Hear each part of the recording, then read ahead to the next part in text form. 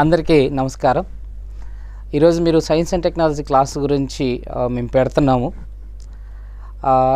నేను ఎందుకు మాట్లాడుతున్నానంటే science and టెక్నాలజీలో వచ్చేసరికి ఆంధ్ర తెలంగాణలో కరెక్ట్గా చెప్పే ఫ్యాకల్టీసు కరెంటు సైన్స్ అండ్ టెక్నాలజీతో కలిపి చెప్పేవాళ్ళు చాలా తక్కువ మంది ఉన్నారు. సో మేము ఆంధ్ర తెలంగాణ మొత్తం గ్యాదర్ చేస్తే అయితే సివిల్ సర్వీస్ వాళ్ళు చెప్తున్నారు, లేదా అసలు only static science and technology మాత్రమే చెప్తున్నారు. సో ఇవన్నిట్లో మేము ఎదిగిన తర్వాత మనకి ఉన్న వాటిల్లో అంటే ఉన్న ఫ్యాకల్టీస్ మొత్తంలో కూడా సో ఇప్పుడు మీరు వినబోయే క్లాసులో ఆ సార్ ఏం చేస్తున్నారు అనేది మీకు చాలా క్లారిటీగా చెప్తున్నాను. డీప్ అనాలిసిస్ ప్లస్ క్వశ్చన్ ఫ్రేమింగు ఇవన్నీ కూడా మీకు చాలా లేటెస్ట్ అనాలిసిస్తో కలిపి ఎక్స్ప్లెనేషన్ ఇవ్వటం జరుగుతుంది. చివరి వరకు చూడండి. సో ఈ క్లాసు కంటిన్యూ అంటే సార్లు మొత్తం 4 రిక్రూట్ చేసుకున్నాం సైన్స్ అండ్ టెక్నాలజీకి.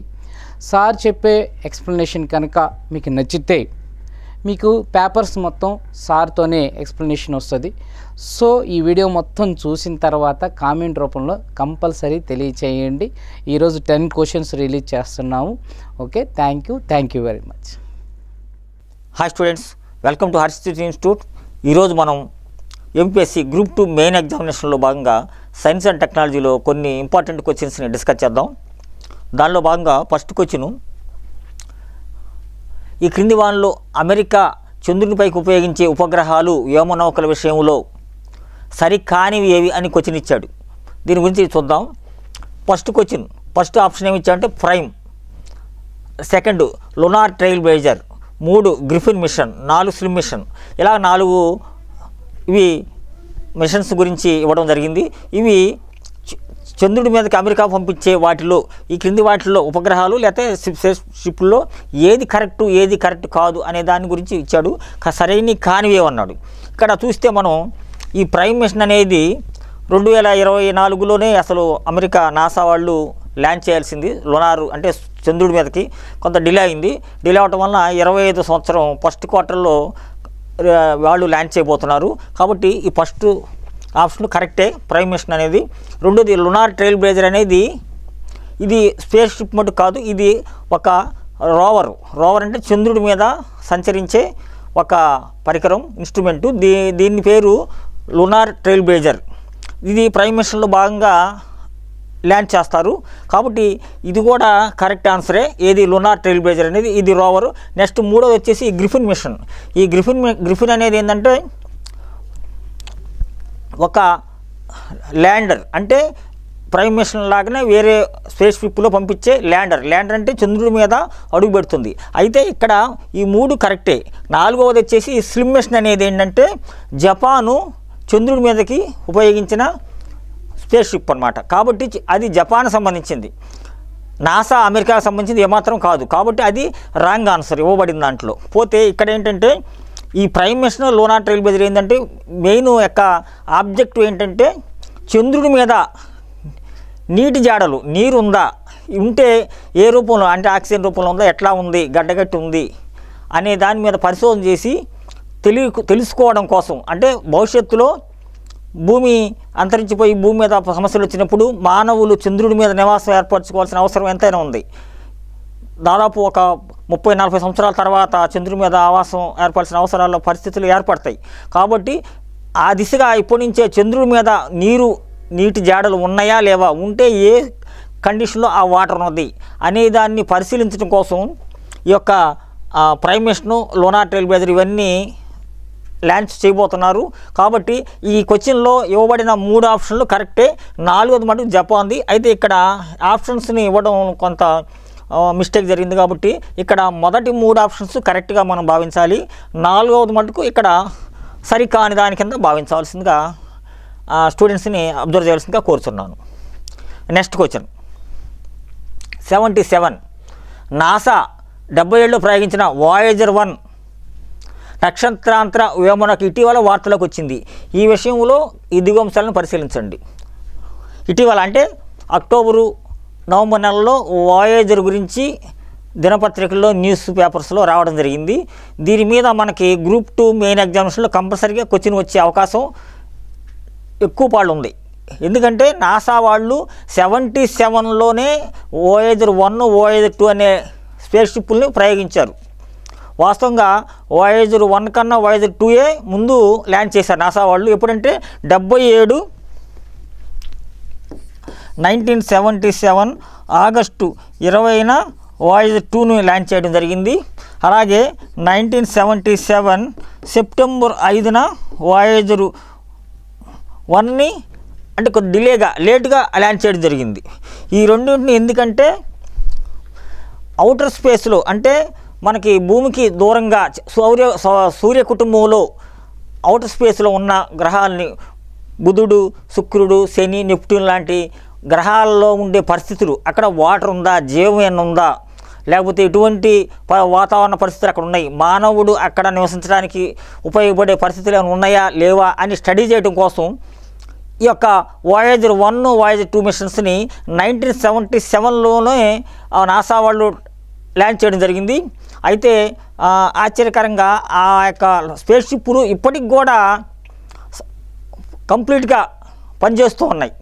ఇప్పటికి కూడా ఇది 2025 జనవరికి కూడా ఇంకా అవి పనిచేస్తున్నాయి. ఇటీవల అక్టోబర్, నవంబర్లో ఎందుకు న్యూస్లోకి వచ్చినాయంటే ఈ వోయేజర్ 1 పనిచేయడం మానేసింది కొద్ది కాలం క్రితం. తర్వాత దానికి కమాండ్స్ పంపించారు నాసా వాళ్ళు భూమి నుంచి. పంపిస్తే దానికి రెస్పాండ్ అయ్యి మళ్ళా వోయేజర్ నుంచి మనకి ఇన్ఫర్మేషన్ రావడం మొదలైంది ఎవరికి, నాసా వాళ్ళకి. ఇక్కడ ఒక గమనించాల్సిన విషయం ఏంటంటే ఎగ్జామినేషన్ పాయింట్ ఆఫ్ వ్యూలో ఈ సౌర కుటుంబం దాటి ఇంటర్స్టెల్లార్ యూనివర్స్లోకి వెళ్ళిన మొట్టమొదటి స్పేస్ షిప్గా వోయేజర్ 1 రికార్డు సృష్టించింది. ఇంటర్స్టెల్లార్ అంటే ఎప్పుడో కొన్ని లక్షల సంవత్సరాల నాడు ఉండే నక్షత్రాలు అంతరించిపోవటం వలన ఏర్పడిన ఖాళీ ప్రదేశాన్ని ఇంటర్స్టెల్లార్ జోన్ అంటాం. అది ఎక్కడ ఉందంటే సౌర కుటుంబం అంటే సూర్యుని యొక్క ఈ యొక్క మొత్తం అన్ని గ్రహాలు దాటి బయటకు వెళ్ళి అంటే హీలియోపాజ్ అంటాం, హీలియోస్పియర్, సూర్యుని యొక్క అంచుని దాటి అంటే సూర్యకిరణాలు ఏమాత్రం ప్రసరించవు అట్లాంటి ప్రదేశంలోకి వెళ్ళిన మొట్టమొదటి మానవ నిర్మిత స్పేస్ షిప్గా వోయేజర్ 1 రికార్డుకి ఎక్కింది. దీని మీద మనకి ఎగ్జామినేషన్లో కంపల్సరీ క్వశ్చన్ ఇచ్చే అవకాశం ఉంది. ఎట్లా వస్తాడు? ఈ క్రింది వాళ్ళు ఇంటర్స్టెల్లార్ రీజియన్లోకి ప్రవేశించిన మొట్టమొదటి మానవ నిర్మిత స్పేస్ షిప్ ఏది అంటాడు. Answer Voyager 1. ఇది ఎప్పుడు వెళ్ళిందంటే 2012వ సంవత్సరంలోనే ఇంటర్స్టెల్లార్లోకి వెళ్ళింది. అది గమనించాలి. తర్వాత వోయేజర్ 2 2016లో వెళ్ళింది. ఇది ఒకటి గుర్తుపెట్టుకోవాలి. నెక్స్ట్ ఇప్పుడు ఈ వోయేజర్ 1 అనేది ఎంత దూరంలో ఉందంటే భూమి నుంచి 2440 కోట్ల కిలోమీటర్ల దూరంలో ఉంది. 2440 కోట్ల కిలోమీటర్ల దూరంలో ఈ యొక్క వోయేజర్ 1 ఉంది. కాబట్టి ఇది వోయేజర్ గురించి సమాచారం. ఇవి బుధుడు, శుక్రుడు, నెప్ట్యూన్ గ్రహాల గురించి మనకి ఛాయాచిత్రాలు అంటే పిక్చర్స్ని పంపించి వాటి యొక్క పరిస్థితిని నాసా వాళ్ళు స్టడీ చేయడానికి, అధ్యయనం చేయడానికి వీలు కల్పించింది. అలాగే వోయేజర్ 2 కూడా ఇప్పటికీ పనిచేస్తూ ఉంది. రెండు ఒకేసారి 15 days డిఫరెన్స్తో పంపించినా రెండు పనిచేస్తూ ఉన్నాయి. ఇది మనం గమనించాలి. ఇక్కడ మనకి ఇవ్వబడిన స్టేట్మెంట్ ఏంటంటే 77 సెప్టెంబర్ 5న అమెరికా యొక్క నాసా ప్రయాణించిన వోయేజర్ 1 అమెరికా వేమనొక జనవరి 24 నాటికి భూమి నుండి 2400 కోట్ల కిలోమీటర్ దూరంలో ఉంది. కాబట్టి ఈ స్టేట్మెంట్ కరెక్టే. నెక్స్ట్ వచ్చేసి మనకి రెండో స్టేట్మెంట్ ఏమి ఇచ్చారు? సౌరవ్యవస్థ చుట్టూ ఉండే చివరి అంచు అయిన హీలియోస్పియర్ను వోయేజర్ 2012లోనే దాటింది. ఇది కూడా కరెక్టే. ఎందుకంటే మనం చెప్పుకున్నాం సౌరమండలం దాటి ఇంటర్స్టెల్లార్ ఏరియాలోకి ప్రవేశించిన మొట్టమొదటి మానవ నిర్మిత స్పేస్ షిప్గా వోయేజర్ 1 రికార్డు సృష్టించింది. ఎప్పుడు 2012లోనే అది ఆ దశలోకి వెళ్ళిపోయింది, ఆ ప్రాంతంలోకి వెళ్ళిపోయింది. కాబట్టి సెకండ్ స్టేట్మెంట్ కూడా రైటే. ఇకపోతే థర్డ్ స్టేట్మెంట్ నక్షత్రాంతర రోదస్సులకు ప్రవేశించిన రెండవ మానవ నిర్మిత వస్తువుగా వోయేజర్ 1 ఖ్యాతి వహించింది. నక్షత్రాంతర అంటే ఇంటర్స్టెల్లార్ రీజియన్లోకి వెళ్ళిన మొట్టమొదటి మానవ నిర్మిత వ్యోమనౌకగా ఈ యొక్క వోయేజర్ 1 రెండవది అంటున్నాడు. కానీ ఇది రాంగ్, రెండవది కాదు. ఎందుకంటే మొట్టమొదటిది ఈ రెండవది అనేది కాదు, మొట్టమొదటిది. రెండవది ఏమొస్తుంది, వాయేజర్ 2 వస్తుంది. కాబట్టి ఇక్కడ మనం వాయేజర్ 1 గురించి చెప్పుకుంటున్నాం. కాబట్టి ఇక్కడ ఏమన్నాడు, వాయేజర్ 1 ప్రవేశించిన మొట్టమొదటి మానవ వస్తువుగా ఖ్యాతి వహించింది. కాబట్టి ఈ స్టేట్మెంటు రాంగు. దీన్ని రెండవది కాదు, మొదటిది. కాబట్టి ఇక్కడ ఇవ్వబడిన స్టేట్మెంట్లో 1, 2 స్టేట్మెంట్లు కరెక్టు, మూడవది రాంగు. ఎందుకంటే వాయేజర్ 2 రెండవది, వాయేజర్ 1 1. కాబట్టి ఈ స్టేట్మెంటు మనం తప్పుగా భావించాలి. కాబట్టి ఇది మనకి వాయేజర్ గురించి ఇవ్వబడ్డ స్టేట్మెంటు ప్లస్ ఆప్షన్స్. దీని మీద రేపు రాబోయే ఎగ్జామ్లో కంపల్సరీగా క్వశ్చన్ రావడానికి 100% అవకాశం ఉంది. కాబట్టి దీన్ని స్టూడెంట్స్ ప్రిపేర్ చేయాల్సిన అవసరం ఎంతైనా ఉంది. నెక్స్ట్ క్వశ్చన్ చూద్దాం. 78th ఇక్కడ ఏమిచ్చారు, చంద్రయాన్ 3లో భాగంగా ప్రయోగించిన రోవర్లోని లేజర్ ఇండ్యూస్డ్ బ్రేక్డౌన్ లిప్స్ అనే పేలోడ్ సహాయంతో చంద్రునిపై సల్ఫర్ ఉనికిని శాస్త్రవేత్తలు కనుగొన్నారు. చంద్రయాన్ 3లో పంపించాం లిప్స్ అనే ఒక ఇన్స్ట్రుమెంటు. అది ఏం చేసింది, చంద్రుడి మీద సల్ఫర్ కంటెంటు, చంద్రుడి యొక్క సర్ఫేస్ మీద సల్ఫరు ఉన్నది అని కనిపెట్టి మనకి ఇస్రో వాళ్ళకి సమాచారాన్ని పంపించింది. కాబట్టి ఈ స్టేట్మెంటు కరెక్టే.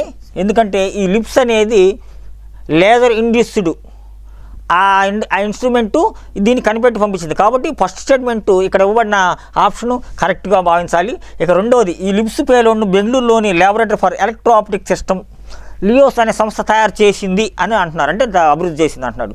ఈ స్టేట్మెంట్ కూడా కరెక్టే. ఎందుకంటే దీన్ని డెవలప్ చేసిన వాళ్ళు ఎవరంటే బెంగళూరులోని ఈ లియోస్ సంస్థ వాళ్ళే దీన్ని నిర్మించారు, అభివృద్ధి చేశారు. కాబట్టి ఇక్కడ ఇవ్వబడిన స్టేట్మెంట్స్ 2 కరెక్ట్ స్టేట్మెంట్సే. ఇవి చంద్రయాన్ 3లో భాగంగా పంపబడ్డ ఈ లిప్స్ అనే పరికరం సల్ఫర్ని కనిపెట్టింది, దాన్ని బెంగళూరులోని లియోస్ అనే వాళ్ళు తయారు చేశారు అనేది ఈ యొక్క క్వశ్చన్ యొక్క ఎసెన్స్. కాబట్టి ఈ 2 స్టేట్మెంట్స్ కరెక్ట్గా భావించాలి. కాబట్టి ఇక్కడ మనం 1 and 2 కరెక్ట్. ఇది ఆన్సర్ మనకి. నెక్స్ట్ క్వశ్చన్ చూద్దాం. 79th క్వశ్చన్ ఇక్కడ ఏమిచ్చాడు, గగనయాన్ విషయంలో ఈ దిగు అంశాలను పరిశీలించండి అంటాడు. గగనయాన్ అంటే మనం 25 ఎండింగ్కి, ఈ సంవత్సరం ఎండింగ్కి మనం గగనయాన్ అంటే మానవుల్ని అంతరిక్షంలోకి lower earth ఆర్బిట్లోకి పంపించబోతున్నాం.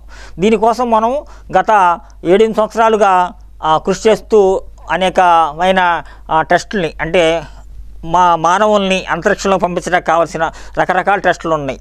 Screw module test అని, అలాగే స్క్రూ ఎస్కేపింగ్ టెస్ట్ అని, ఇలాగ రకరకాల టెస్టులని మనం కండక్ట్ చేస్తూ దీనికి కావాల్సిన ప్రిపరేషన్ చేస్తూ వచ్చాం. దీనిలో భాగంగా మన గగనయాన్లో సెలెక్ట్ అయిన ఎంపికైన 4 వ్యోమగాములకు రష్యాలో మొదటి విడతగా 2020 ఫిబ్రవరి నుంచి 2021 ఫిబ్రవరి వరకు అక్కడ ట్రైనింగ్ ఇవ్వడం జరిగింది. అంతరిక్షంలోకి వెళ్ళినప్పుడు ఉండే గ్రావిటీ, జీరో గ్రావిటీ ఉంటుంది కాబట్టి భార స్థితిలో ఉంటారు. వాళ్ళు ఆ స్థితిని తట్టుకొని అక్కడ ఉండటం కోసం ముందుగానే అక్కడ ఉండే పరిస్థితిని కల్పించే వ్యవస్థల్లో అక్కడ రష్యాలోని రాస్కాస్మోస్లో వీళ్ళకి మన వ్యోమగములకు 1 year పాటు శిక్షణ ఇవ్వడం జరిగింది. అలాగే మరలా అక్కడి నుంచి వచ్చినాక 22-23లో బెంగళూరులో కూడా మనం వీళ్ళకి శిక్షణ ఇవ్వడం జరిగింది. ఈ మధ్య గత లాస్ట్ మంత్ డిసెంబర్లో వచ్చిన న్యూస్ ఏంటంటే, వీళ్ళకి కొచ్చిన్లోని ఐఎన్ఎస్ గరుడ అనే నేవల్ బేస్లో వీళ్ళకి శిక్షణ ఇస్తున్నారు. ఏంటంటే వీళ్ళు అంతరిక్షంలోకి వెళ్ళి 3 రోజులు ఉండి కిందకి వచ్చేటప్పుడు సముద్రంలో వాళ్ళ యొక్క పారాచూట్ ద్వారా దిగుతారు. సముద్రంలో, హిందూ మహాసముద్రంలో దిగుతారు. అక్కడ దిగినప్పుడు, ఆ సముద్రంలో దిగినప్పుడు వాళ్ళకి అక్కడ అలలు ఉధృతంగా ఉండొచ్చు. తర్వాత వాళ్ళు ఈత వచ్చి, అంటే ఈత వస్తుంది కానీ అక్కడ ఉండే పరిస్థితులు ఆర్టిఫిషియల్గా ఇప్పుడు ముందే క్రియేట్ చేసి వాళ్ళు అక్కడ పారాచూట్ ద్వారా భూమి మీదకి వచ్చి సముద్రం మీద దిగినప్పుడు ఎటువంటి ఇబ్బంది లేకుండా ఉండటం కోసం వాళ్ళకి అక్కడ శిక్షణ ఇస్తారు. ఎందుకంటే వాళ్ళు ఎప్పుడైతే పారాచూట్ ద్వారా ఆకాశం నుంచి సముద్రం మీదకి వస్తారో అక్కడ నేవీ వాళ్ళు, తర్వాత మెరైన్ కమాండోలు రెడీగా ఉండి వాళ్ళని రక్షిస్తారు. అంటే వాళ్ళని సేఫ్గా తీసుకొస్తారు భూమి మీదకి, ఎవరిని? వ్యోమగాముల్ని. ఇలాగా రకరకాల టెస్టులు మనము గత 7 సంవత్సరాలు బట్టి చేస్తూ వస్తున్నాం. లేటెస్ట్గా న్యూస్ ఏంటంటే గరుడాలో వాళ్ళకి ఈ యొక్క పారాచూట్ నుంచి, అంటే ఆకాశం నుంచి దిగి కిందకు వచ్చేటప్పుడు ఉండే పరిస్థితులు కల్పించి వాళ్ళకి ప్రాక్టికల్ ట్రైనింగ్ ఇస్తున్నారు. ఎక్కడ? ఐఎన్ఎస్ గరుడ కొచ్చిన్లో. కాబట్టి ఇక్కడ ఇవ్వబడ్డ క్వశ్చన్స్ ఏంటంటే ఇస్రో 25 చివరి నాటికి గగనయాన్ మిషన్ ద్వారా భారత వ్యోమగాములను అంతరిక్షం పంపనుంది. ఇది కరెక్టే ఈ స్టేట్మెంటు. సెకండ్ స్టేట్మెంటు ఏమంటాడు? గగనయాన్లో పాల్గొనే వ్యోమగాములకు తొలి విడత శిక్షణ రష్యాలోని రాస్కోస్ సంస్థకు చెందిన అనుబంధ సంస్థ అయిన గ్లోస్కోస్మాస్ సంస్థ ఫిబ్రవరి 20 నుండి మార్చి 21 మధ్యకాలంలో అందించింది. కరోనా టైంలో ఇచ్చాం, వాళ్ళందరికీ అండర్ ట్రైనింగ్ ఇవ్వడం జరిగింది. ఇది కూడా వాస్తవమే, ఎందుకంటే వాళ్ళు ఫస్ట్ అక్కడ తీసుకున్నారు, సెకండ్ మనం బెంగళూరులో 22-23లో ఇవ్వడం జరిగింది. కాబట్టి ఈ స్టేట్మెంట్, రెండవ స్టేట్మెంట్ కూడా కరెక్ట్ స్టేట్మెంటే. ఇక థర్డ్ స్టేట్మెంట్ తీసుకుంటే గగనయాన్ మిషన్ విజయవంతమైతే అంతరిక్షంలోకి పంపే సామర్థ్యం, కెపాసిటీ గల దేశాలలో ఒకటి అమెరికా, రష్యా, చైనా, జపాన్ల తర్వాత 5వ దేశంగా భారత్ నిలుస్తుంది. భారత్ 5th నేషన్గా ఎమర్జ్ అవుతుంది. ఎప్పుడు? గగనయాన్ మిషన్లో మనం సక్సెస్ అయితే 25 చివరిలో అని చెప్తుంది ఈ స్టేట్మెంట్. అయితే ఇక్కడ ఈ స్టేట్మెంట్ రాంగ్. ఏంటంటే ఇప్పటి వరకు మానవుల్ని అంతరిక్షంలో పంపించిన దేశాల్లో కేవలం 3 దేశాలు. ఏంటి? ఫస్ట్ టెక్నికల్గా చూస్తే ఫస్ట్ రష్యా, తర్వాత రెండోది అమెరికా, మూడోది చైనా. రష్యా అంటే యుఎస్ఎస్ఆర్ టైంలో మొట్టమొదటి మానవుని పంపించారు, కాబట్టి అది రష్యాని మొట్టమొదటి దేశంగా మనం చెప్పుకుంటాం. తర్వాత అమెరికా వాళ్ళు పంపించారు, కాబట్టి రెండోది. మూడోది చైనా పంపించింది. అంతేగాని జపాన్ వాళ్ళు ఇప్పటివరకు మానవుల్ని అంతరిక్షంలోకి పంపలేదు ఈ రోజు వరకు. కాబట్టి ఇది జపాన్ అనేది ఇక్కడ రాంగు. అమెరికా, రష్యా, చైనా మాత్రం పంపించారు.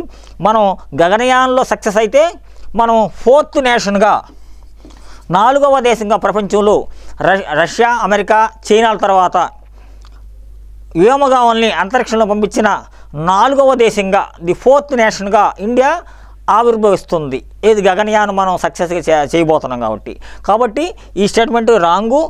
మనకు అమెరికా, రష్యా, చైనా ఉన్నాయి, జపాన్ అనేది లేదు. కాబట్టి ఇది ఈ స్టేట్మెంట్, థర్డ్ స్టేట్మెంట్ రాంగ్గా తీసుకోవాలి. కాబట్టి ఇక్కడ 1-2 స్టేట్మెంట్ మాత్రమే రైట్గా తీసుకోవాలి. కాబట్టి దీని ఆన్సరు సెకండ్ వన్. ఇక నెక్స్ట్ క్వశ్చన్కి వెళ్దాం. 18th question ఏమిచ్చాడు? విశ్వకిరణాలు ఆ పేరు ఎవరు పెట్టారు? కాస్మిక్ రేస్ అంటాం. కాస్మిక్ రేస్ అంటే ఏంటి? మనకి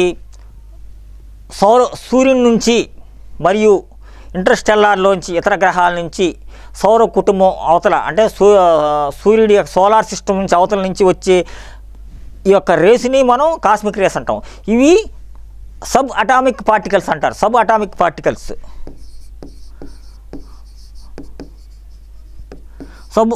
పార్టికల్స్ అని కూడా అంటారు.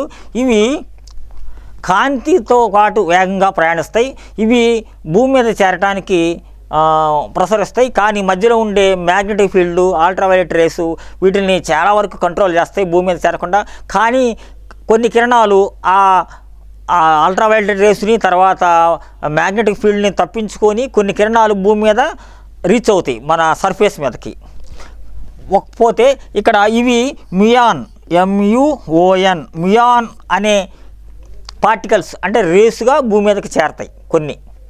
కాబట్టి ఇవి కాస్మిక్ రేస్ గురించి సమాచారం. ఇవి సూర్యుడి నుంచి మరియు ఇతర గ్రహాల నుంచి, సౌర కుటుంబం ఆవల ఇంటర్స్టెల్లార్లోని స్టార్సు, నక్షత్రాలు నుంచి, సూపర్నోవాల నుంచి ఇవి వస్తూ ఉంటాయి. ఇవి కాంతి ఎంత వేగంగా ప్రయాణిస్తే అంత వేగంగా ప్రయాణిస్తాయి. ఇవి భూమి మీదకి ప్రసరిస్తాయి. కాకపోతే ఈ అల్ట్రావైలెట్ రేస్ కానివ్వండి, మ్యాగ్నెటిక్ ఫీల్డ్ వల్ల చాలా వరకు కంట్రోల్ చేస్తాయి రాకుండా భూమి మీదకి. కానీ కొన్ని తప్పించుకొని భూమి మీదకి చేరుతాయి. వాటిని మ్యూయాన్ అంటారు, అంటే మ్యూయాన్ రేణువులు అంటారు, అంటే సబ్ అటామిక్ పార్టికల్స్. కాబట్టి ఇక్కడ ఇచ్చిన క్వశ్చన్ ఏంటంటే విశ్వకిరణాలని పేరుని ఎవరు పెట్టారంటున్నాడు. ఎవరు ఆ నేమ్ ఇచ్చారంటున్నారు. ఎవరిచ్చారు? రాబర్ట్ మిల్కన్ అని ఆయన దానికి, ఆ విశ్వకిరణాలకి ఆ పేరు పెట్టడం జరిగింది. కాబట్టి ఇక్కడ 18th క్వశ్చన్ ఆన్సర్ ఏంటంటే రాబర్ట్ మిల్కన్ అనేది ఆన్సర్. నెక్స్ట్ క్వశ్చన్ చూద్దాం. 81 ఏమిచ్చాడు? భారతదేశం జనవరి 1, 2024 ప్రయోగించిన ఎక్స్పోసాట్ విషయంలో ఈ దిగు అంశాలను పరిశీలించండి. ఎక్స్పోసాట్ అని మనం 24th ఇయర్ 2024 జనవరి 1న ఎక్స్పోసాట్ అనే ఒక స్పేస్ షిప్ని ఉపగ్రహాన్ని మనం ల్యాండ్ చేసాము. ఇది ఇంటర్స్టెల్లార్ అంటే ఇంటర్ప్లానెటరీ అంటే గ్రహాంతర ఉపగ్రహం అన్నమాట. అంటే భూమి నుంచి వేరే గ్రహాన్ని పరిశీలించడం కోసం మనం ల్యాండ్ చేసిన ఉపగ్రహం అన్నమాట. ఏది ఎక్స్పోసాట్. అది ఎప్పుడు మనం ల్యాండ్ చేసాం 2024 జనవరి 1న. కాబట్టి ఇక్కడ ఏమంటున్నాడు, భారతదేశం జనవరి 1న ప్రయోగించింది ఈ క్రింది అంశాలను పరిశీలించండి అంటున్నాడు. ఓకే, ఫస్ట్ స్టేట్మెంట్ ఏమిచ్చాడు, ఎక్స్పోసాట్ ఉపగ్రహాన్ని PSLV C-58 రాకెట్ ద్వారా అంతరిక్షంలో ప్రయోగించారు. C-58 ద్వారా ప్రయోగించాము, ఇది రైటే ఈ స్టేట్మెంటు. నెక్స్ట్, ఇది గతంలో ప్రయోగించిన ఇస్రోసాట్తో కలిసి ఖగోళ పరిశోధన చేపట్టింది. ఇస్రోసాట్ అని పొరపాటు జరిగింది, ఇది ఆస్ట్రోసాట్. ASTR ఆస్ట్రోసాట్గా దీన్ని చదువుకోవాల్సిందిగా కోరుతున్నాను. ఇక్కడ ఆస్ట్రోసాట్ని మనం లోగడ ప్రయోగించాము. ఇది గామారే బర్స్ట్లు అంటే విశ్వంలో జరిగే నక్షత్రాల్లో జరిగే పేలుల్ని రికార్డు చేస్తుంది. అకస్మాత్తుగా నక్షత్రాలు కొలాప్స్ అయిపోయి అక్కడ గామారేస్ లాంటివి బర్స్ట్లు అంటే విపరీతమైన శబ్దంతో 4 సెకండ్లు 10 సెకండ్ల కాలంలో విపరీతమైన ఎంత శబ్దం అంటే సూర్యుడి నుంచి వచ్చే శక్తి కన్నా కొన్ని లక్షల రెట్లు ఎక్కువైన శక్తితో ఆ కిరణాలు ఆ యొక్క రేసు బయటకు వస్తాయి. అవి భూమి మీదకి కూడా వస్తాయి. వాటిని ఈ యొక్క ఆస్ట్రోసాట్ 600 వాటిని ఇన్సిడెంట్ని ఇది రికార్డ్ చేసింది. ఆస్ట్రోసాట్ యొక్క గొప్పతనం అది. ప్రపంచంలో ఏది ఇన్ని గామారే బర్స్ట్ని రికార్డ్ చేయలేదు, కానీ మన ఆస్ట్రోసాట్ రికార్డ్ చేసింది. ఇది ఎగ్జామినేషన్ పాయింట్ ఆఫ్ వ్యూలో ఇది ఇంపార్టెంట్. ఆస్ట్రోసాట్ ఎన్ని రికార్డ్ చేసింది ఏంటంటే 600 చేసింది 2024 అక్టోబర్ నాటికి. ఇంకొన్ని పనిచేస్తుంది. నెక్స్ట్ ఇప్పుడు మనం ఏం చేసామంటే ఎక్స్పోసాట్ని పంపించాం. ఇది కూడా వేరే గ్రహాల్లో సమాచారం కోసం పంపించాం. కాబట్టి ఇంటర్ప్లానెటరీలో ఇదొక గ్రహం. నెక్స్ట్, ఇది గతంలో ప్రయోగించిన ఇస్రోసాట్తో కలిసి ఖగోళ పరిశోధన చేపట్టింది, ఇది కరెక్ట్ స్టేట్మెంటే. ఇక మూడవది, ది లైఫ్ స్పాన్ అంటే దీని జీవితకాలం 5 సంవత్సరాలు అంటున్నాడు. 5 సంవత్సరాల కాలం పాటు ఇది పనిచేస్తుంది. అంటే 2024లో మనం ల్యాండ్ చేసాం కాబట్టి 24, 25, 26, 27, 28 అంటే 5 years దీని లైఫ్ స్పాన్ అంటున్నాడు. ఈ స్టేట్మెంట్ కూడా కరెక్టే. కాబట్టి ఐడెంటిఫై ది కరెక్ట్ స్టేట్మెంట్ అన్నాడు. ఇక్కడ ఆన్సర్ ఏంటంటే 1, 2, 3 రైట్ ఆన్సర్లు. కాబట్టి దీనికి 4th one ఆప్షన్ కరెక్ట్ 81 క్వశ్చన్స్కి. కాబట్టి మనకి ఎగ్జామినేషన్లో ఈ యొక్క ఎక్స్పోసాట్ తర్వాత ఆస్ట్రోసాట్ గురించి కూడా క్వశ్చన్స్ వస్తాయి. దాన్ని స్టూడెంట్స్ గుర్తుపెట్టుకోవాల్సింది కోరుతున్నాను. ఇక నెక్స్ట్ వన్, సూర్యునిపై పరిశోధన కొరకు భారతదేశం ప్రయోగించిన ఆదిత్య L1 అబ్జర్వేటరీ విషయంలో దిగువ అంశాలను పరిశీలించండి. సూర్యునిపై అతి కొద్ది దేశాలు మాత్రమే స్పేస్ షిప్పుల్ని అంటే ఉపగ్రహాలను పంపించి పరిశోధన చేస్తున్నాయి. వాటిలో నాసా ప్రథమ స్థానంలో ఉంది.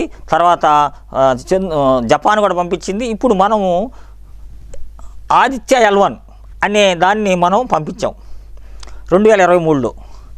దాని గురించి ఇక్కడ స్టేట్మెంట్లు ఇవ్వడం జరిగింది. చూద్దాం ఏమి ఇచ్చారు. ఆదిత్య L1 వేధశాల అంటే అబ్జర్వేటరీ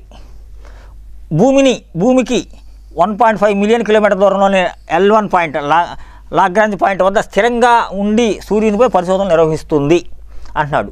ఇక్కడ ఆదిత్య L1 ఏం చేస్తుందంటే L1 పాయింట్ దగ్గర ఎందుకు ఉంచాలి, L2, L3, L4, 5 ఉన్నాయి కదా అని క్వశ్చన్ అడగవచ్చు స్టూడెంట్స్. ఈ L1 అనేది ఏంటంటే అటు సూర్యుడికి ఇటు భూమికి మధ్యలో ఉండే బ్యాలెన్స్డ్ ఏరియా. ఇక్కడ ఉండే స్పేస్ షిప్లు కానివ్వండి, అబ్జర్వేటరీ కానివ్వండి, వేధశాల తెలుగులో, ఇవి ఏంటంటే అటు సూర్యుడి వైపు ఎక్కువగా ఆకర్షితం అంటే గ్రావిటీ అటువైపు లేకుండా ఇటు భూమి వైపు లేకుండా రెండు అంటే భూమి సూర్యుడికి మధ్యలో సమపాలల్లో ఉండే ప్లేస్లో ఇవి ఉంటుంది. అక్కడ నుండి అటు భూమి వైపు ఆకర్షితం అవ్వకుండా ఇటు సూర్యుడి వైపు అవ్వకుండా అక్కడ ఉంటుంది ఈ L1 పాయింట్. ఇది భూమికి 1.5 మిలియన్ కిలోమీటర్ దూరంలో ఉంది. ఆ పాయింట్లో ఉండేవి స్థిరంగా ఉంటాయి. ఎటు గ్రావిటీ వల్ల ఎటు మొగ్గకుండా అంటే భూమి వైపు లాగబడవు, ఇటు సూర్యుని వైపు లాగబడకుండా అక్కడ ఉండి సూర్యుని గురించి, సూర్యునిలో ఉండే కరోనా గురించి, సూర్యుని యొక్క కిరణాలు, సూర్యుని యొక్క రేసు గురించి, సూర్యుని వచ్చే సౌర గాలుల గురించి ఇవి పరిశోధనలు చేస్తుంది. ఏది ఆదిత్య L1. కాబట్టి అక్కడ ఉండింటే పరిశోధన చేయడానికి అనువుగా ఉంటుంది.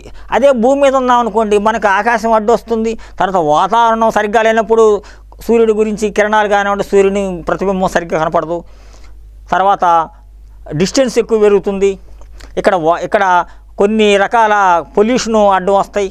ఇవన్నీ సమస్యలు ఈ L1 పాయింట్లో ఉండే స్పేస్ షిప్కి ఉండవు. కాబట్టి అక్కడి నుండి సూర్యుడిని క్షుణ్ణంగా పర్ఫెక్ట్గా సూర్యుడిని అధ్యయనం చేయడానికి వీలు పడుతుంది. అందుకని మనం ఇస్రో వాళ్ళు ఏం చేశారంటే ఈ L1 పాయింట్లో ఈ ఆదిత్య L1 అనే దాన్ని పొజిషన్ చేశారు, అంటే అక్కడ దాన్ని ఉంచారు. కాబట్టి ఈ స్టేట్మెంట్ కరెక్ట్. ఇకపోతే రెండవ స్టేట్మెంట్, ఆదిత్య L1లో మొత్తం 7 శాస్త్రీయ పరికరాలు 7 ఇన్స్ట్రుమెంట్స్ ఉన్నాయి. ఇది కరెక్టే. వీటిలో 4 సూర్యుని పరిశీలనలో పోయిస్తే మిగిలిన 3 లగ్రాంజ్ పాయింట్ వద్ద వేరువేరుగా ప్రయోగాలు వస్తాయి. 4 ఏమన్నా సూర్యుని పరిశోధిస్తాయి, అంటే సూర్యుని నుంచి వచ్చే కిరణాలని కాస్మిక్ రేస్ కానివ్వండి, సోలార్ రేస్ని కానివ్వండి, తర్వాత రేడియో వేవ్స్ అన్నింటినీ అది అబ్జర్వ్ చేస్తుంది. అక్కడ ఆ 4 పరికరాలు. మిగతా 3 ఆదిత్య L1 అబ్జర్వేటరీలో ఉండి అక్కడ ఉండే ఇతర గ్రహాల నుంచి వచ్చే వాతావరణాన్ని, కిరణాలని, పరిస్థితుల్ని అధ్యయనం చేస్తాయి. ఇవి అక్కడికి వచ్చే వాటిని. కాబట్టి ఈ మొత్తం 3, 4, 7 పరికరాలు ఆదిత్య L1లో ఫిట్ చేశారు. ఇది వాస్తవమే. 4 సూర్యుని పరిశీలిస్తే డైరెక్ట్గా 3 లగ్రాంజ్ పాయింట్ వేరు ప్రయోగాలు చేపడుతుంది. ఇది కూడా కరెక్టే. కాబట్టి ఈ సెకండ్ పాయింట్ రైట్. ఇక్కడ మనం థర్డ్ పాయింట్కి వెళ్దాం. థర్డ్ పాయింట్ ఏమంటున్నారు, లగ్రాంజ్ పాయింట్ చుట్టూ 175 రోజులకు ఒక ప్రదక్షిణ చేస్తుంది. ఏంటి, ఆదిత్య L1 ఆ లగ్రాంజ్ పాయింట్ చుట్టూ ఒక్కసారి తిరగటానికి 178 డేస్ తీసుకుంటుంది అని అంటుంది ఆ స్టేట్మెంట్. అది కరెక్టా రాంగ్ అంటే ఇది కరెక్టే. ఎందుకంటే ఒక రౌండ్ ఒకసారి చుట్టూ తిరగడానికి మన ఆదిత్య L1కి లగ్రాంజ్ పాయింట్ వద్ద 178 డేస్ టైం పడుతుంది. కాబట్టి ఈ మూడో స్టేట్మెంట్ కూడా మనం కరెక్ట్గా భావించాలి. కాబట్టి ఇక్కడ ఈ క్వశ్చన్లో 82వ క్వశ్చన్కి మనకి 1 and 3 స్టేట్మెంట్స్ రైట్. కాబట్టి 4th one right answer. Aditya L1 గురించి మనకి ఎగ్జామినేషన్లో కంపల్సరీగా క్వశ్చన్ వస్తుంది. కాబట్టి స్టూడెంట్స్ అన్ని కోణాల్లో దీని మీద స్టడీ మెటీరియల్ ఉంటే చదవాల్సిందిగా కోరుతున్నాను. ఎందుకంటే మోస్ట్ ఎక్స్పెక్టెడ్లో ఇదొకటి ఆదిత్య L1.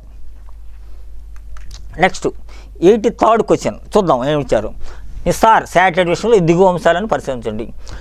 నిసార్ గురించి ఇచ్చాడు. ఇది కూడా మోస్ట్ ఎక్స్పెక్టెడ్ క్వశ్చన్. ఎందుకంటారా, ఈ నిసార్ని నాసా వాళ్ళు, ఇస్రో వాళ్ళు ఇద్దరు జాయింట్గా అభివృద్ధి చేశారు, అంటే జాయింట్గా డెవలప్ చేసి దాన్ని ల్యాండ్ చేయబోతున్నారు.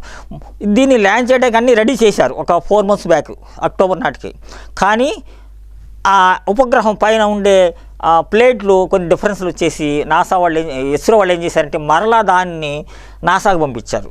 దాన్ని పైపోత అంటే ప్లేటు ఉపగ్రహం పైన ఉండే కవచం కొంచెం డెలికేట్గా కొంత సరిగ్గా లేదని చెప్పి మన ఇస్రో వాళ్ళు అబ్జర్వ్ చేసి ఫైండ్ అవుట్ చేశారు. దానివలన మరలా రీబ్యాక్ ఆ యొక్క స్పేస్ షటిల్ని మరలా దాన్ని నాసాకు పంపించారు. వాళ్ళ దగ్గర నుంచి మళ్ళీ ఒక 2-3 monthsలో ఇస్రోకి వచ్చినాక మనము శ్రీహరికోట నుంచి ఈ నిసార్ని ల్యాండ్ చేస్తాం 25లో.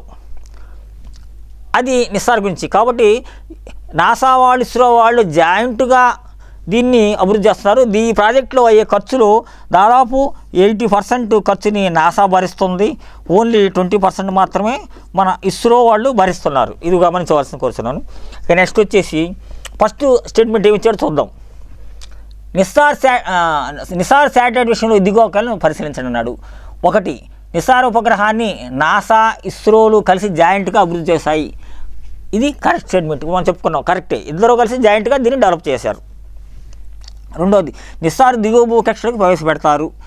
కరెక్టే. ఎందుకంటే మొత్తం భూమిని పరిశీలించి అన్ని ఛాయాచిత్రాలు, ఫొటోస్ తీయడానికి లోయర్ ఎర్త్ ఆర్బిట్లో దీన్ని ల్యాండ్ చేస్తారు. ఈ స్టేట్మెంట్ కూడా కరెక్టే. 2వది. 3వది, ఇది భూగ్రహాన్ని 12 రోజులలో మ్యాపింగ్ చేయగలదు. భూమి మొత్తాన్ని 12 రోజులు అన్ని ఏరియాస్ కవరేటట్టుగా ఇది తీయగలదు ఫొటోస్. కాబట్టి ఈ స్టేట్మెంట్ కూడా కరెక్టే. 3వది. 4వది, ఈ ఉపగ్రహం భూమిపై గల మంచు పలకాలు, ఆవరణ వ్యవస్థ, భూకంపాలు, సునామీలు, అగ్నిపర్వతాలు, విస్ఫోటనాలు మొదలుగా అన్ని అంశాలపై సమాచారం అందించగలదు. రైట్. అసలు నిసార్ ఉపగ్రహం యొక్క ఆబ్జెక్టివ్ గోల్ ఏంటంటే భూమిపైన జరిగే భౌతిక మార్పులు, అంటే వాల్కనోస్, అగ్నిపర్వతాలు, సునామీలు, తుఫాన్లు, అలాగే తర్వాత భూములలో కలిగే చలనాలు, అలాగే ఇట్లాంటి వరదలు, అగ్నిపర్వతాలు, సునామీలు, ఆవరణ వ్యవస్థ అంటే మన యొక్క ఎకోసిస్టమ్ గురించి, అలాగే మంచు పలకాలు, హిమాలయ పర్వత ప్రాంతం కానీ, తర్వాత అంటార్కిటికా నుండి ఆర్కిటిక్లో ఉండే మంచు పలకాల యొక్క పొజిషన్, వాటి యొక్క వచ్చే మార్పులు, జరగబోతున్న మార్పులు, రాబోయే మార్పులు, ఇలా అన్నిటినీ స్టడీ చేసి నాటు నాసా వాళ్ళకి, ఇస్రో వాళ్ళకి సమాచారం ఇవ్వడానికి ఉద్దేశించబడిన ఈ యొక్క మిషన్ ఇది నిస్సార్.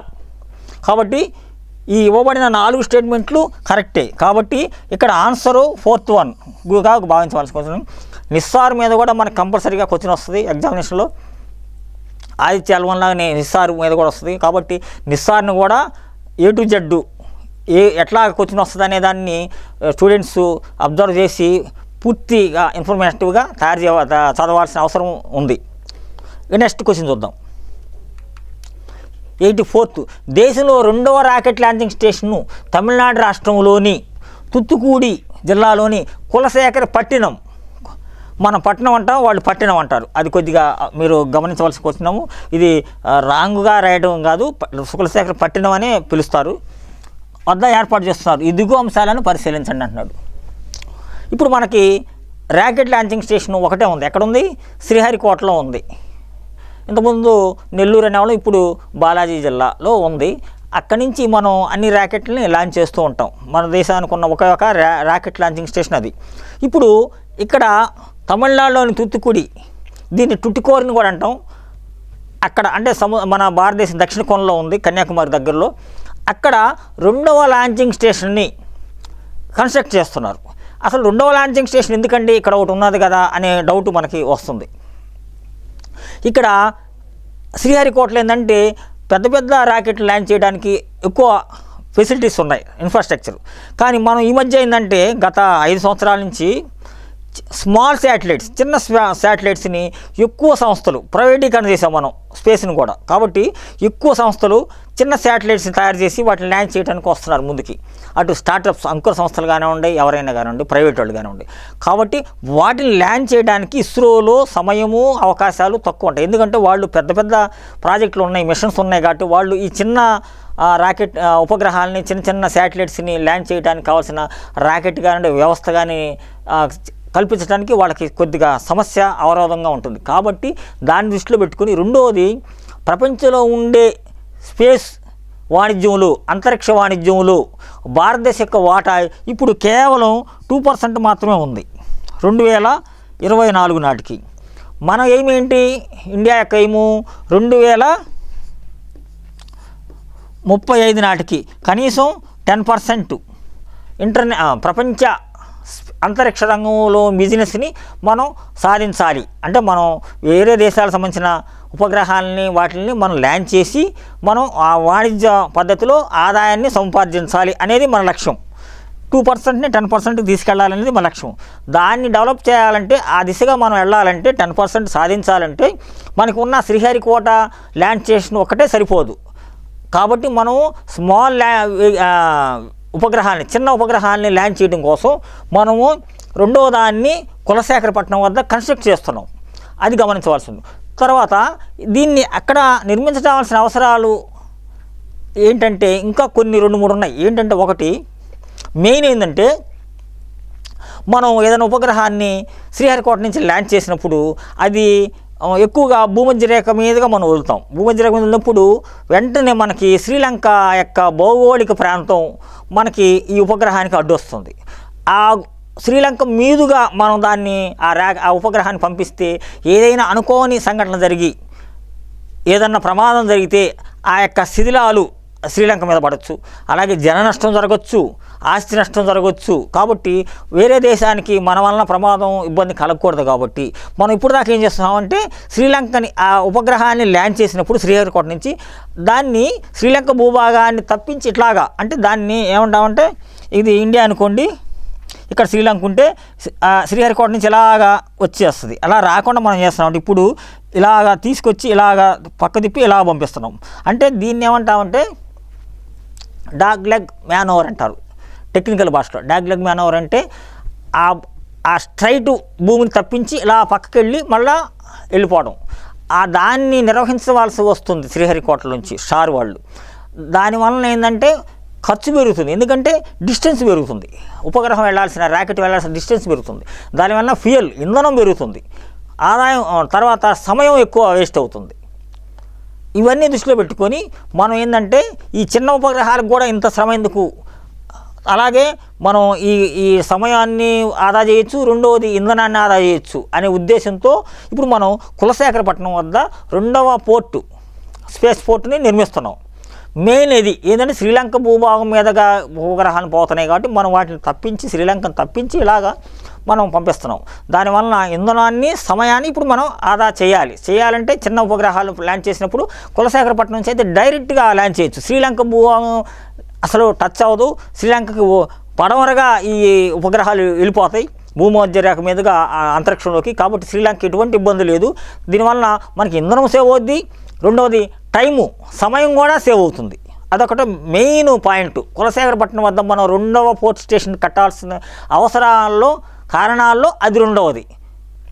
తర్వాత 3వది, మనం కొన్ని ర్యాకెట్లని లాంచ్ చేసేటప్పుడు లిక్విడ్ ప్రొపల్షన్ అంటే మనం ద్రవీకృత ఘన ఇంధనాన్ని కాకుండా లిక్విడ్ ఉన్న ఇంధనాన్ని కూడా క్రయోజనిక్ ఇంధనం అంటారు దానితో కూడా కొన్ని ర్యాకెట్లు మనం ల్యాండ్ చేస్తున్నాం. ఆ యొక్క సెంటరు తయారు చేయబడే కేంద్రం ఎక్కడ ఉన్నాయంటే తమిళనాడులోని మహేంద్రగిరి కొండల్లో ఉంది. అక్కడి నుంచి మన శ్రీహరికోట రావడానికి దాదాపు 800 కిలోమీటర్ల దూరం. అదే మనకి అక్కడి నుంచి కులశేఖరపట్నం అనుకోండి కేవలం 200 కిలోమీటర్లు, 250 కిలోమీటర్ల దూరంలో ఉంది. కాబట్టి డిస్టెన్స్ తక్కువ టైంలో, తక్కువ సమయంలో, తక్కువ ఖర్చుతో మనం ఆ యొక్క క్రయోజనిక్ ఇంధనాన్ని కులశేఖరపట్నానికి రవాణా చేయొచ్చు, ట్రాన్స్పోర్ట్ చేయొచ్చు. అదే శ్రీహరికోట అనుకోండి 800 కిలోమీటర్లు, ఎక్కువ సమయం తీసుకుంటుంది, ఎక్కువ ఖర్చు అవుతుంది, రవాణా ఖర్చు. ఆ దిశగా కూడా మనకి దీనివల్ల లాభం జరుగుతుంది. కాబట్టి ఇక్కడ కులశేఖరపట్నం వద్ద మనం 2వ పోర్టును ఏర్పాటు చేయడానికి ఉన్న కారణాల్లో అదొక కారణం. ఏది రవాణా ఖర్చులు, సమయం కలిసి వస్తుంది. 3. 4వది ఏంటంటే జియోగ్రఫికల్గా ఒక కారణం ఉంది. ఏంటంటే భూమధ్య రేఖకి ఎంత దగ్గరగా ఉంటే లాంచింగ్ స్టేషను ఆ రాకెట్ యొక్క వేగం అంత ఎక్కువగా ఉంటుంది. ఇప్పుడు మనం శ్రీహరికోట నుంచి ప్రయోగించే దానికన్నా కులశేఖరపట్నం వద్ద ప్రయోగించే రాకెట్లు ఇంకా అదనంగా 400 మీటర్ల అదనం వేగాన్ని సంతరించుకుంటాయి. అంటే ఇక్కడ సపోజు 100 మీటర్ల వేగం అనుకోండి శ్రీహరికోట నుంచి సెకండ్కి, అక్కడ ఇంకా 400 అంటే ఎక్కువ వస్తుంది అనమాట. అంటే 400 మీటర్లు సెకండ్కి ఎక్కువ వేగంతో ఆ రాకెట్ అంతరిక్షంలోకి దూసుకెళ్ళిపోతుంది. కాబట్టి ఇక్కడ వెలాసిటీ అంటే రాకెట్ యొక్క వేగం కూడా పెరుగుతుంది. ఎక్కడ శ్రీహరికోట కన్నా కులశేఖరపట్నంలో ప్రయోగించబడే రాకెట్ల యొక్క వేగం ఎక్కువ వేగాన్ని సంతరించుకుంటాయి అనేది ఒక పాయింట్. కాబట్టి ఇక్కడ ఇలాగా మనకి 4 పాయింట్లు ఉన్నాయి. ఒకటి, స్మాల్ శాటిలైట్ లాంచ్ చేయడానికి ఇక్కడ వసతులు తక్కువ ఉన్నాయి, అక్కడ వాటిని క్రియేట్ చేస్తున్నాం. రెండవది, సమయం ఇంధనాన్ని ఆదా చేయగలుగుతాం, ఎందువల్ల మనం శ్రీలంక భూమి మీదకి పోకుండా డైరెక్ట్గా అక్కడ పంపించగలం కులశేఖరపట్నం నుంచి. కాబట్టి అక్కడ రెండవది ఇంధనం సమయం ఆదా అవుతుంది. మూడవది, ట్రాన్స్పోర్ట్ ఖర్చులు, ఈ లిక్విడ్ ప్రొపల్షన్ అంటే క్రయోజనిక్ ఇంజిన్ని రవాణా చేసే ఖర్చులు కూడా తగ్గుతాయి, సమయం తగ్గుతుంది. 3. 4వది, భూమధ్య రేఖకి అతి సమీపంలో కులశేఖరపట్నం ఉండటం వల్ల రాకెట్ వేగం కూడా పెరుగుతుంది, సెకండ్కి 400 మీటర్లు. ఇలా 4 అంశాలు కలిసి వస్తున్నాయి. కాబట్టి మనకి అత్యంత అనువైన ప్రదేశంగా ఇస్రో వాళ్ళు ఈ కులశేఖరపట్నాన్ని సెలెక్ట్ చేసి అక్కడ కన్స్ట్రక్ట్ చేస్తున్నారు. ఇది ఇంకొక 2 ఇయర్స్లో ఇది రెడీ అవుతుంది. కాబట్టి ఈ క్వశ్చన్ మీద మనకి ఏమి ఇచ్చాడో ఒకసారి చూద్దాం. శ్రీహరికోట వద్ద గల సతీష్ ధావన్ స్పేస్ సెంటర్ నుండి రాకెట్లను ప్రయోగించినప్పుడు అవి శ్రీలంక భూభాగం మీదుగా వెళ్లకుండా జాగ్రత్త తీసుకోవాల్సి వస్తుంది. ఇప్పుడు మనం చెప్పుకున్నాం. ఇప్పుడు ఆ జాగ్రత్త తీసుకోవాల్సిన అవసరం కులశేఖరపట్నం వద్ద ఇచ్చే రాకెట్కి అవసరం ఉండదు. ఎందుకంటే శ్రీలంక భూభాగాన్ని అసలు వాటి మీదకి వెళ్లకుండా పక్కన చెల్లిపోతుంది. కాబట్టి ఫస్ట్ స్టేట్మెంటు కరెక్టే. రెండో స్టేట్మెంట్ ఏమి ఇచ్చాడు చూద్దాం.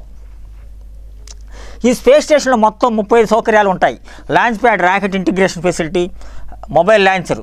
రాకెట్ ఇంటిగ్రేషన్ అంటే రాకెట్లోని అనేక భాగాలని వేరు సంస్థల నుంచి తీసుకొచ్చి అక్కడ ఇంటిగ్రేట్ అంటే అక్కడ అసెంబ్లీ చేస్తారు, ఆ ఫెసిలిటీసు. నెక్స్ట్ లాంచ్ ప్యాడ్ అంటే ఉపగ్రహాన్ని పంపించేటప్పుడు లాంచ్ ప్యాడ్ ఉంటుంది. నెక్స్ట్ మొబైల్ లాంచర్ అంటే వాటి ఉపగ్రహాన్ని అక్కడ తీసుకొచ్చే మొబైల్ లాంచర్ స్ట్రక్చర్ మొత్తం అట్లాంటివి 35 ఫెసిలిటీస్ని కులశేఖరపట్నం వద్ద ఏర్పాటు చేయబోతున్నారు అనేది ఈ యొక్క ఆప్షన్ యొక్క అర్థం. కాబట్టి ఈ స్టేట్మెంట్ కూడా కరెక్టే. ఇక థర్డ్ స్టేట్మెంట్ చూద్దాం. చిన్న తరహా ఉపగ్రహాల ప్రయోగం ప్రపంచవ్యాప్తంగా పెరుగుతున్నందున ఇందా మనం చెప్పుకున్నాం ప్రపంచ అంతరిక్ష క్షిపణిలో కులశేఖరపట్నం ప్రముఖ స్థానం వహించగలదు. ఇది కరెక్టు. 2022లో గ్లోబల్ చిన్న తరహా శాటిలైట్ వాణిజ్యం $3.21 మిలియన్ కాగా అంటే చిన్న శాటిలైట్ యొక్క వాణిజ్యం అంత ఉంది. దీన్ని 2030 నాటికి $13.711 మిలియన్ చేరుకుంటుంది అని చెప్తున్నారు. కాబట్టి ఈ స్టేట్మెంట్ కూడా కరెక్టే. కాబట్టి ఇవ్వబడిన వాటిలో 84లో మనము 1, 2, 3 స్టేట్మెంట్స్ రైట్. కాబట్టి ఆప్షన్ 3ని మనం రైట్ ఆన్సర్గా చెప్పుకుంటాం. ఇది కులశేఖరపట్నం. అలాగే మనం దా చెప్పుకున్నట్టుగా దీని మీద కూడా మనకి ఎగ్జామినేషన్లో క్వశ్చన్స్ రావడానికి 100% అవకాశం ఉంది. కాబట్టి స్టూడెంట్స్ దీన్ని గమనించవలసిందిగా కోరుతున్నాను. ఇక నెక్స్ట్ క్వశ్చన్ చూద్దాం. 85 గగనతల రక్షణ వ్యవస్థ అయిన S-400 ట్రయంఫ్ ఎయిర్ డిఫెన్స్ క్షిపణులు అంశంలో ఇదిగో ఇచ్చిన వాటిని పరిశీలించండి అంటాడు. S-400 వీటిని మనం రష్యా నుంచి కొనుగోలు చేస్తున్నాం.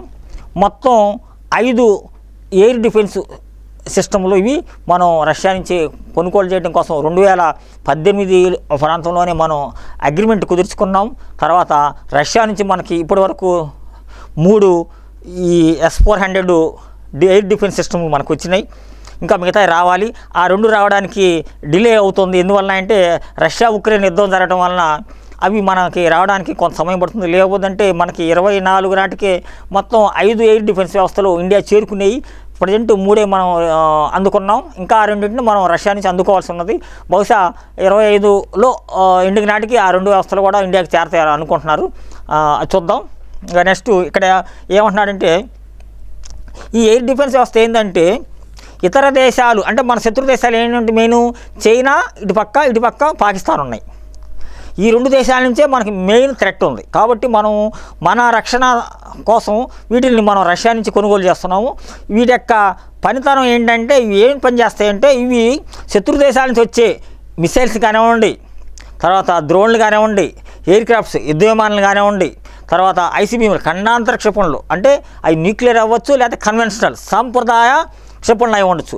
వాటన్నింటినీ ఇది దూరంగానే 400 కిలోమీటర్ల దూరంలోనే ఈ యొక్క S-400 క్షిపణి వ్యవస్థ అబ్జర్వ్ చేసి వార్నింగ్ ఇచ్చి వెంటనే వాటిని ఆకాశంలోనే భారతదేశ భూభాగం మీదకి రాకుండా ఆకాశంలోనే దాన్ని డిస్ట్రాయ్ చేసే కెపాసిటీ ఈ యొక్క S-400 వ్యవస్థకు ఉన్నది. కాబట్టి ఇది ఎయిర్ డిఫెన్స్ వ్యవస్థగా బాగా పనిచేస్తుంది. తర్వాత ఇక్కడ ఏం స్టేట్మెంట్ ఇచ్చాడో ఒకసారి చూద్దాం. S-400 క్షిపణులను భారత రష్యా నుండి దిగుమతి చేసుకుంటున్నాం. మొత్తం 5 వ్యవస్థలను కొనుగోలు చేస్తున్నాం. రైట్. 5 సిస్టమ్స్ కొంటున్నాం. First statement correct. ఇక సెకండ్ స్టేట్మెంట్లో ఏమి ఇచ్చాడో చూద్దాం. సెకండ్ స్టేట్మెంట్లో ఒక్కో క్షిపణి వ్యవస్థలో 8 లాంచర్లు, ఒక నియంత్రణ కేంద్రం, రాడారు, తిరిగి లోడ్ చేసుకోవడానికి 16 క్షిపణులు ఉంటాయి అంటున్నాడు. ఒక్కొక్క వ్యవస్థలో 8 లాంచర్లు అంటే లాంచర్స్ అంటే మనం క్షిపణులను ప్రయోగించే లాంచర్స్ అనమాట. అంటే అక్కడి నుంచి మనం శత్రువు మీదకి వాటిని ప్రయోగిస్తాం. ఒక నియంత్రణ కేంద్రం అంటే కంట్రోల్ సెంటర్. ఒక్కో వ్యవస్థలో కంట్రోల్ సెంటర్ ఉంటుంది. ఆ కంట్రోల్ సెంటర్ ద్వారా ఈ యొక్క లాంచర్స్ అంటే మనము శత్రువు మీదకి ఉపయోగించే క్షిపణులని మిసైల్స్ని ఇవి కంట్రోల్ చేస్తే మానిటర్ చేస్తుంది ఆ కంట్రోల్ సెంటర్. అది ఉంటుంది అంటున్నాడు. తర్వాత రాడార్ ఉంటుంది. శత్రువు వైపు నుంచి వచ్చే మిసైల్స్ కానివ్వండి, ఎయిర్ క్రాఫ్ట్స్ కానివ్వండి, తర్వాత డ్రోన్లు కానివ్వండి, ఏదైనా సరే ట్రాక్ చేసి ముందుగానే సమాచారం ఇచ్చే రాడార్ సిస్టమ్ ఉంటుంది. తర్వాత లోడ్ చేసుకోవడానికి అంటే ఈ లాంచర్ ద్వారా మనం ఎప్పుడైతే మిసైల్స్ని యూజ్ చేసామో మళ్ళీ రీలోడ్ అవి అయిపోయినాయి మళ్ళీ రీలోడ్ చేసుకునే అవకాశం ఉంటాం కోసం 16 క్షిపణులు రెడీగా ఉంటాయి ఒక్కొక్క సిస్టంలో. కాబట్టి ఈ సెకండ్ స్టేట్మెంట్ కూడా కరెక్టే. ఇకపోతే థర్డ్ స్టేట్మెంట్ S-400 క్షిపణి వ్యవస్థ గంటకు 10,000 కిలోమీటర్ల వేగంతో అస్త్రాలను ప్రయోగించగలదు. గంటకు 10,000 కిలోమీటర్ల స్పీడ్తో ఇది మిసైల్స్ని ప్రయోగించి శత్రువుల నుంచి వచ్చే ఉన్నారని చెప్పుకున్నట్టుగా వాటిని ఆకాశంలోనే డిస్ట్రాయ్ చేసే కెపాసిటీ ఉందంటున్నాడు. అయితే ఈ స్టేట్మెంట్ రాంగు. ఎందుకంటే గంటకు 10,000 కిలోమీటర్లు అన్నాడు. గంటకు 10 కాదు, గంటకి 17,000 కిలోమీటర్ల స్పీడ్తో ప్రయోగిస్తుంది అస్త్రాలని. కాబట్టి 10,000 అనేది రాంగు, 17,000 కిలోమీటర్లు అనేది రైటు. కాబట్టి ఇక్కడ 17,000 కిలోమీటర్ వేగంతో అంత స్పీడ్తో గంటకు 17,000 కిలోమీటర్ స్పీడ్తో అంటే హైపర్సోనిక్ స్పీడు, సబ్సోనిక్ కాదు, సూపర్ సోనిక్ కాదు, హైపర్సోనిక్ స్పీడ్తో ఈ యొక్క అస్త్రాలని అంటే మిసైల్స్ని ఈ యొక్క S-400 శత్రువు మీదకి ప్రయోగించే స్పీడ్ అనమాట అది. కాబట్టి దీన్ని గమనించవలసిన కోరుతున్నాను. కాబట్టి 10,000 అనేది రాంగు, 17,000 కిలోమీటర్ల స్పీడ్తో గంటకు ప్రయోగిస్తుంది. కాబట్టి ఇవ్వబడ్డ స్టేట్మెంట్లో 1, 2 రైటు, ఎక్కడ ఉన్నాయి 1, 2, ఇది సెకండ్ 1 మనకి రైట్ ఆన్సర్. కాబట్టి మనకు S-400 కూడా వన్ ఆఫ్ ది ఇంపార్టెంట్ క్వశ్చన్స్గా భావించవలసిన కోరుతున్నాను.